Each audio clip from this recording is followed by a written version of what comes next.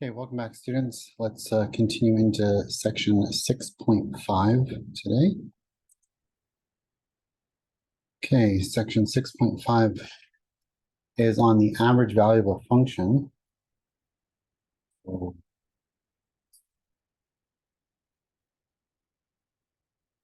6.5 average value of a function.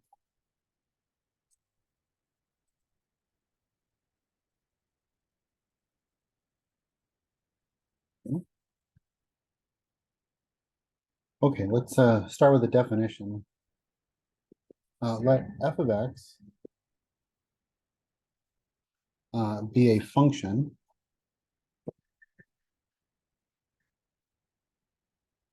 on the interval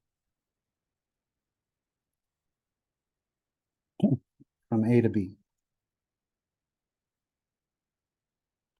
And the average value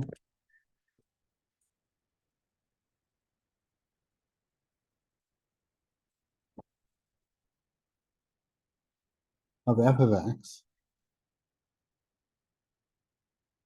on a to b, I'll just put on the interval, is what we call f average is equal to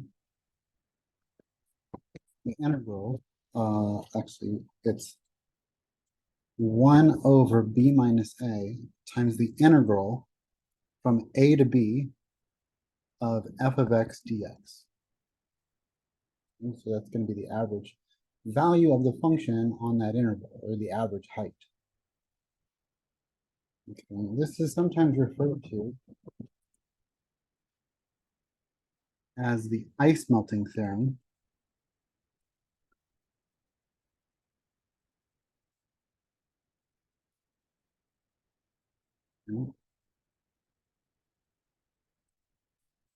Because we could think of the height of a function as kind of like a block of ice, and how tall that block of ice is. Okay, and if we were to put the ice in a container, okay, say that we have a block of ice that took the shape of this function here.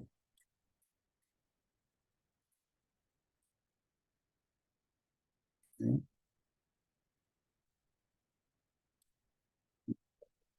Smoother.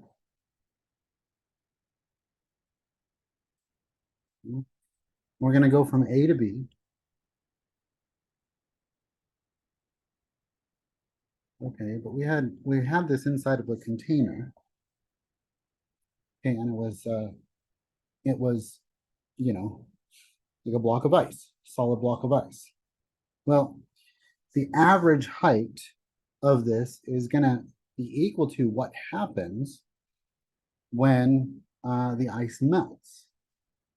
And so say the ice melts and we get an average height of about here. Maybe it would be a little lower. Let's go.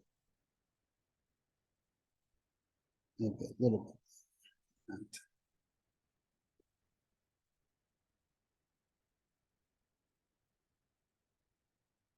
Okay, because basically what's going to happen is all the area that's above the average height is going to fill in when it melts all the area that's below the average height. That's why it's called the ice melting theorem. Okay, because when the height of this ice, which is represented by our function f of x, when that melts, it's going to create a rectangle. Okay, and the area of a rectangle is pretty easy. Area is equal to length times width.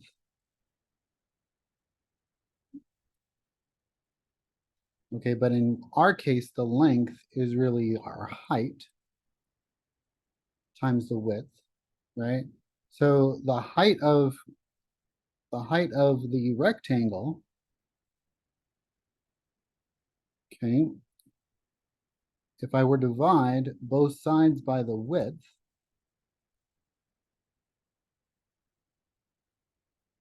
okay, of the rectangle, then we would get the height of that rectangle.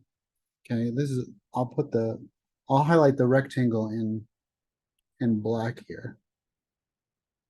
Okay, this is the rectangle with the F average being the height of that rectangle.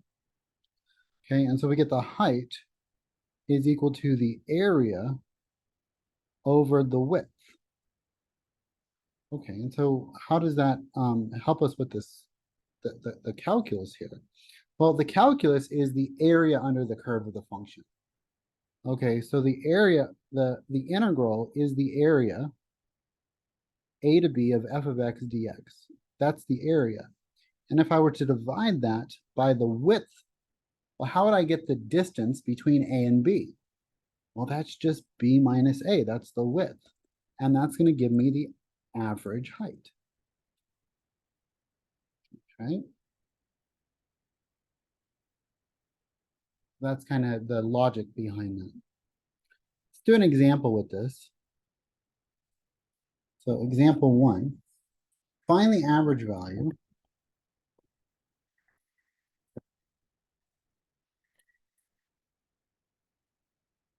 of the function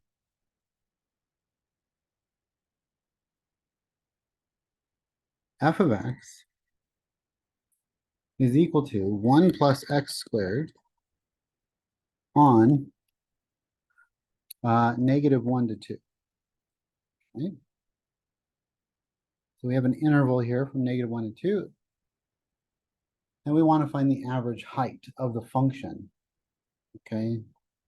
The average value of the function. So we're going to plug this into our formula. This is f average is equal to 1 over b minus a times the integral of a to b of f of x dx. Okay. Okay. And we're going to go from negative 1 to 2. Okay, so this is going to be 2 minus negative 1 from negative 1 to 2 of 1 plus x squared dx. Okay. This goes from 1 to 3. Our interval goes from, it has a distance of 3 because we're going from negative 1 to 2. Okay. And the graph of our function is just a parabola. It's just a parabola that is at a height of has a y-intercept of 1. And this is going to go up a little bit more. It's going to go over 1, up 1, over, what is it? The next one. 3, over 1, up 3. 1, 2, 3. Okay. And so we really get a graph that looks like this. And we're looking at, well, what's the average height of that graph? What's the average height of that graph in this interval? Okay, so let's integrate. Okay, I'm going to get x plus x cubed over 3. Okay, evaluated from negative 1 to 2.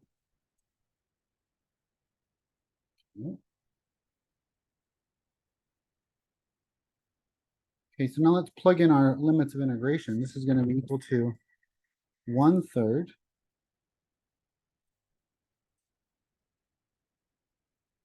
okay, times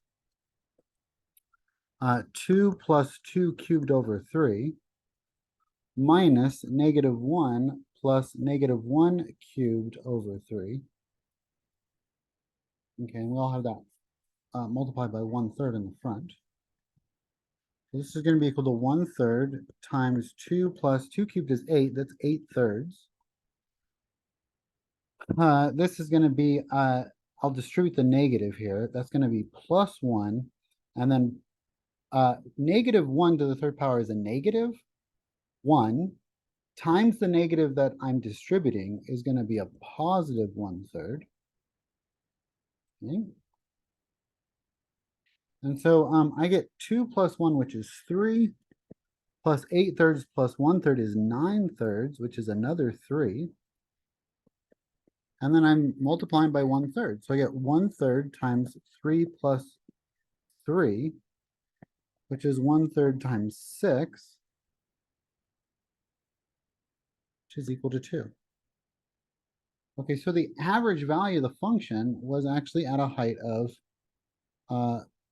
2. So how does that work? Well, if I look at the height of 2 here, I can see that at -1 we were at a height of 2, at 1 we were at a height of 2. So what's the area under this curve?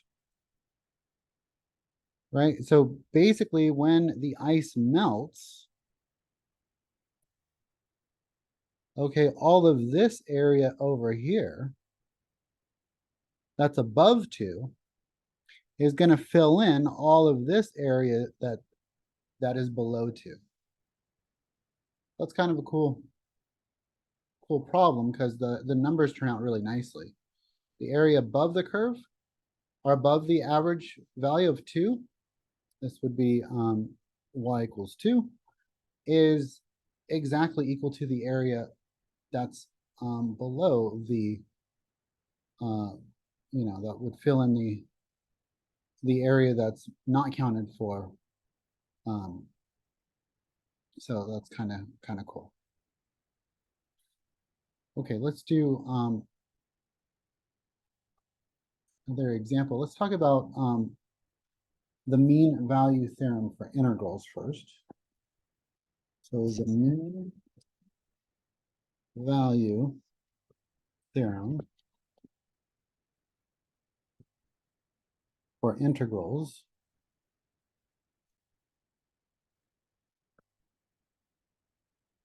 Okay, so there's a mean value theorem for derivatives, which we talk about in Calc 1. This is the mean value theorem for integrals. Okay, and it states if f is continuous, okay, if f is a continuous function on AB,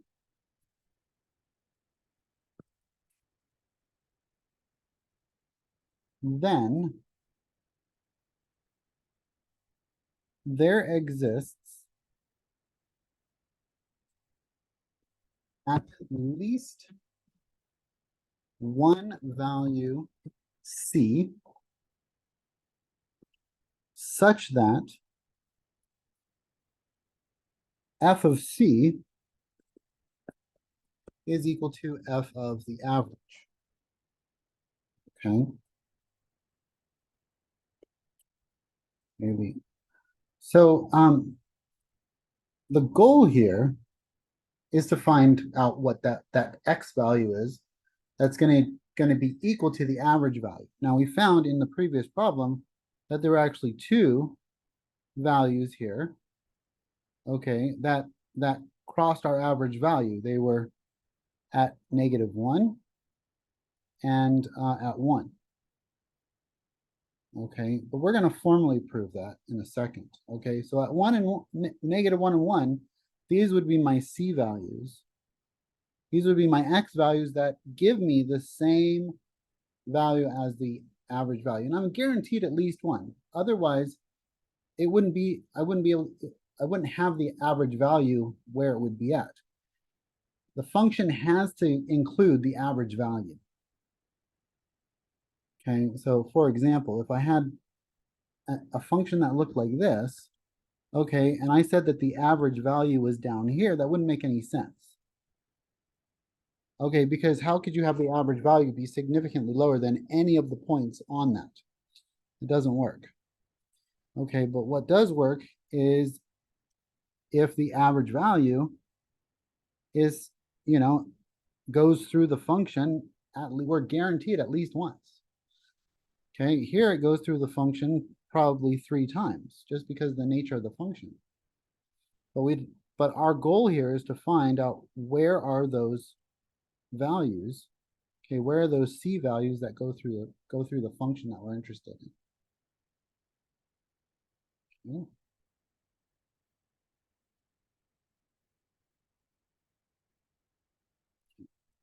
So, let's do example 2 here for the function in example 1, f of x equals 1 plus x squared on -1 to 2, where are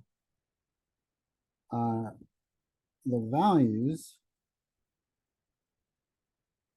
c such that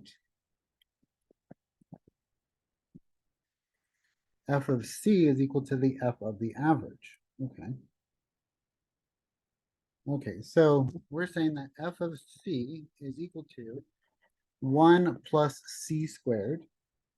Okay, I just put in the variable c for x, and we're saying that that's equal to the 1 over b minus a times a to b of f of x dx. Well, we already went through this, and we found out that that average value was 2. Okay, so if I take 1 plus c squared, I subtract off the 1. Okay, I get c squared equals 1. And if I take the square root, I get c equals plus or minus 1. So we have two values that give me the same average height on the function. So c equals 1 would be a valid place where we get the mean value, and c equals -1 also. Okay, and so just to reiterate, again, let me make that line a little higher. Okay, if I have my parabola, okay, and I'm going through